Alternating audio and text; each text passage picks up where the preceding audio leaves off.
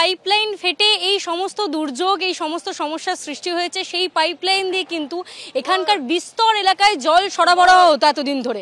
সেই পাইপলাইনের কাজ মেরামতি করতে গিয়ে দেখা যায় যে এই যে স্তূপাকারে বর্জ্য সঞ্চিত রয়েছে এতদিন ধরে যেখানে বর্জ্য ফেলা হচ্ছে সেখান থেকে কিন্তু মিথেন গ্যাস, সেই গ্যাসের কারণেই চাপ সৃষ্টি, সেই চাপ সৃষ্টির প্রভাবেই কিন্তু পাইপ ফেটে যাওয়া, যে মেরামতি করা হচ্ছিল পাইপ, সেই পাইপ মেরামতি করার পর পুনরায় ফেটে যাওয়া এবং তারপরে এই যে রাস্তার ভেতর থেকে ফাটল এবং যে পার্শ্ববর্তী বাড়িগুলো রয়েছে সেগুলো ফেটে যাওয়া।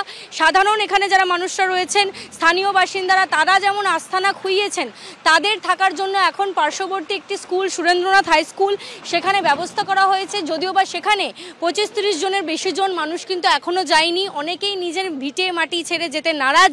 তাদেরকে যে সমস্ত গুরুত্বপূর্ণ নথি পরিচয়পত্র সেগুলো নিয়ে সিভিল ডিফেন্স টিম তুমি দেখতে পাচ্ছ এখানে কাজ করছে।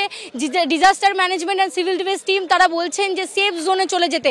আমি দেখাতে বলবো অজয়কে ছবিটা, এই রাস্তার যে কি অবস্থা হয়েছে। এখানে যে জায়গাটুকু ছিল সেই রাস্তা দেখতে পাচ্ছ একের ওপর আরেকটা রাস্তার অংশ কিন্তু উঠে গিয়েছে, চাইয়ের মতো এক একটা জায়গা ভেঙে গিয়েছে এবং সম্পূর্ণ জায়গাটা জুড়ে এক বিস্তর ফাটল। রাস্তার তল দিয়ে একটা জায়গা ঢুকে গেছে, তার উপরে রাস্তাটা যেন উঠে এসেছে। এইরকম পরিস্থিতি, বাড়িঘর ভেঙে যাওয়া। এই পরিস্থিতি যাতে এখানে কেউ দাঁড়িয়ে না থাকে তার জন্য সিভিল ডিফেন্স যারা কর্মীরা রয়েছেন তারা কিন্তু বারংবার তাদেরকে সতর্ক করছেন।